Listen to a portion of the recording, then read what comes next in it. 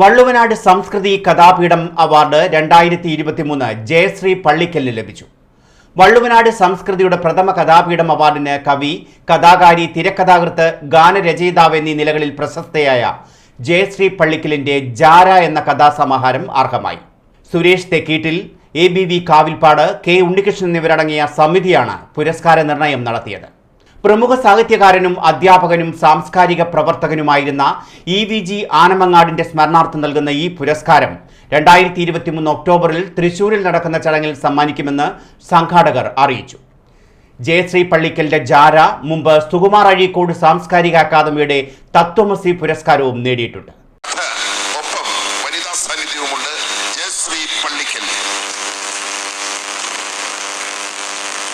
എഴുത്തുകാരുടെ ശൈലീബദ്ധമായ അനുഷ്ഠാനങ്ങളിലെ വെളപ്പൊട്ടുകൾ ഹൃദയത്തിൽ അവശേഷിപ്പിച്ചിട്ടുള്ളവർക്ക് ജയശ്രീ പള്ളിക്കലിനെ വായിക്കുമ്പോൾ ഒരുപക്ഷെ മാധവിക്കുട്ടിയെ ഓർമ്മ വന്നേക്കാം.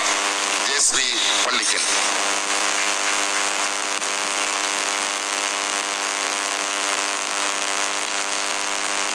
ബൗദ്ധി എന്ന നോവലിലൂടെ ശ്രദ്ധ പിടിച്ചു പറ്റിയ ശ്രീ R. സുരേഷ് കുമാർ ഗുരുദേവ് രവീന്ദ്രനാഥ് ടാഗോറിന്റെ അദ്വൈതത്തെ പൂണൂലണിയിച്ച ആര്യമതങ്ങൾ കേൾക്കെ, അവരുടെ 1000 ദൈവങ്ങൾ കേൾക്കെ, ഒരു ജാതി ഒരു മതം ഒരു ദൈവം എന്നൊരു തിരുക്കുറൾ പാടിയ ഗുരുദേവ എന്ന കൃത്യമായിട്ട് ഈ ആര്യമതങ്ങളിൽ പെട്ട ഒരാളാണ് യഥാർത്ഥത്തിൽ കേട്ട. അദ്ദേഹം സവർണതയുടെ ഉത്തുംഗ ശൃംഗങ്ങളിൽ ജന്മമെടുത്ത ആളാണ്.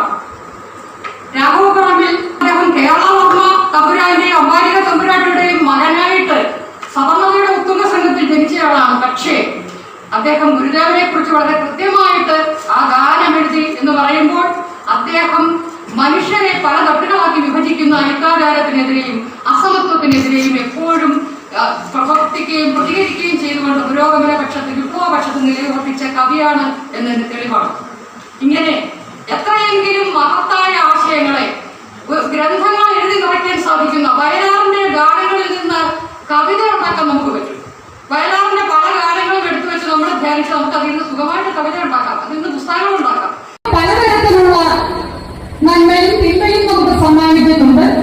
പലതരത്തിലുള്ള നീതി നിഷേധങ്ങളും കെടുതികളും സമ്മാനിക്കുന്നുണ്ട്. അത്തരത്തിലൊക്കെ സമ്മാനിക്കുന്ന അവസരങ്ങളിൽ അതിനെക്കുറിച്ച് കുമ്പസാരിക്കുക, സീക്രട്ട് കൺഫെഷൻ നടത്തുക എന്നുള്ള ദൗത്യം തന്നെയുണ്ട്.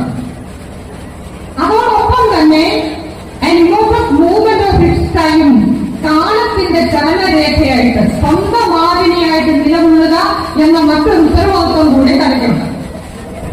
ഈ രൂപത്തിൽ തന്റെ 2 ദൗത്യങ്ങളും നിറവേറ്റിക്കൊണ്ടിരുന്ന കല അടുത്ത കാലത്തായിട്ട് അതിന്റെ ആദ്യത്തെ ആ ഉത്തരവാദിത്വം ഒരൽപ്പം മറന്നുപോയിട്ടുണ്ട്.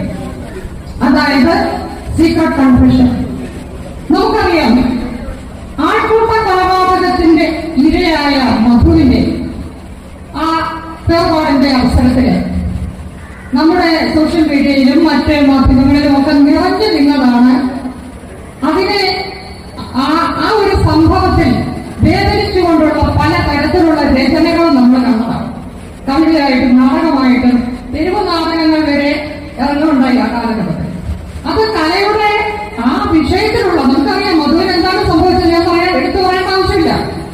വിശപ്പിന്റെ പേരിൽ, അതിന് ഭക്ഷണം എടുത്തതിന്റെ പേരിൽ കൊല്ലപ്പെടേണ്ടി വന്ന, ജീവൻ പകരം കൊടുക്കേണ്ടി വന്ന ഒരു സാധുവാണ് മധു. ആ ഒരു സംഭവത്തോടുള്ള സർഗാത്മകമായ പ്രതികരണങ്ങൾ കലയുടെ കാലത്തിന്റെ കുംഭസാരമായിട്ട്, അല്ലെങ്കിൽ കലയുടെ ആ സംഭവത്തിന്റെ പേരിലുള്ള കുംഭസാരമായിട്ട് പല രൂപത്തിൽ പുറത്തു വന്നു. ഇപ്പോൾ കുറച്ചു കാലമായിട്ട് കലയാതം ഉപേക്ഷിച്ചു, അത് ദൗത്യം ഉപേക്ഷിച്ചു. എന്നാൽ അപ്പോഴും അത് കാലത്തിന്റെ ചലനരേഖയായിട്ട് നിലനിൽക്കുന്നുണ്ട്. കുംഭസാരം ഉപേക്ഷിച്ച കല കാലത്തിന്റെ സ്പന്ദമാവിനിയായി കാലത്തെ അടയാളപ്പെടുത്തുമ്പോൾ അതിന്റെ അക്ഷരങ്ങൾ കുംഭസാരം ഉപേക്ഷിച്ചിടത്ത് കലയുടെ മനുഷ്യത്വം നഷ്ടപ്പെട്ടു. എന്നിട്ടും അത് കാലത്തെ അടയാളപ്പെടുത്തുന്നുണ്ട്. ഈ അടയാളപ്പെടുത്തലിന്റെ ആ ഗ്രാഫിലാണ് നമ്മൾ പരിശോധിക്കുമ്പോൾ അക്ഷരങ്ങൾ നിരാർദ്രമായിരിക്കുന്നത് കാണാൻ സാധിക്കുന്നു. കുഞ്ഞു മനസ്സുകളിൽ പരിസ്ഥിതി ബോധം വളർത്തുക എന്ന ലക്ഷ്യത്തോടെ കവയത്രിയും കഥാകാരിയുമായ ജയശ്രീ പള്ളിക്കൽ രചിച്ച ബാലസാഹിത്യ വിഭാഗത്തിൽപ്പെട്ട നാടക ഗ്രന്ഥമായ അഭിരാമിൻ്റെ അച്ഛൻ ലോക പരിസ്ഥിതി ദിനത്തിൽ സംസ്ഥാനത്തെ 14 ജില്ലകളിലെ വിദ്യാലയങ്ങളിലും പ്രകാശനം ചെയ്തു. പ്രകൃതിയാണ് ശരി എന്ന സ്വന്തം പിതാവിനെയും സമൂഹത്തെയും പഠിപ്പിച്ച കൗമാരക്കാരൻ്റെ കഥയാണ് നാടകത്തിൻ്റെ ഇതിവൃത്തം. പ്രകൃതിയാണ് ശരിയെന്ന് സ്വന്തം പിതാവിനെയും സമൂഹത്തെയും പഠിപ്പിച്ച ഒരു കൗമാരക്കാരന്റെ കഥയാണ് ജയശ്രീ പള്ളിക്കൽ എഴുതിയ ബാലസാഹിത്യകൃതി വിഭാഗത്തിൽപ്പെട്ട അഭിറാമിന്റെ അച്ഛൻ എന്ന പുസ്തകം. കുട്ടികളിൽ പരിസ്ഥിതിബോധം ഉണർത്തുവാനും വളർത്തുവാനും സഹായിക്കുന്ന സന്ദർഭങ്ങളുമായി 20 അധ്യായങ്ങളോടെയാണ് പുസ്തകം പുറത്തിറങ്ങിയിരിക്കുന്നത്. പരിസ്ഥിതിയുടെ പ്രാധാന്യം വിളിച്ചോതുന്ന ഇതിവൃത്തമായതിനാൽ ലോക പരിസ്ഥിതി ദിനത്തോടനുബന്ധിച്ച് സംസ്ഥാനത്തെ 14 ജില്ലകളിലെയും സ്കൂളുകളിലാണ് പുസ്തകത്തിന്റെ പ്രകാശനം നടന്നത്. വിവിധ സ്കൂളുകളിൽ പ്രഥമ അധ്യാപകർ വിദ്യാർത്ഥികൾക്ക് നാടകഗ്രന്ഥത്തിന്റെ കോപ്പി നൽകിക്കൊണ്ടാണ് പ്രകാശനം നിർവഹിച്ചത്.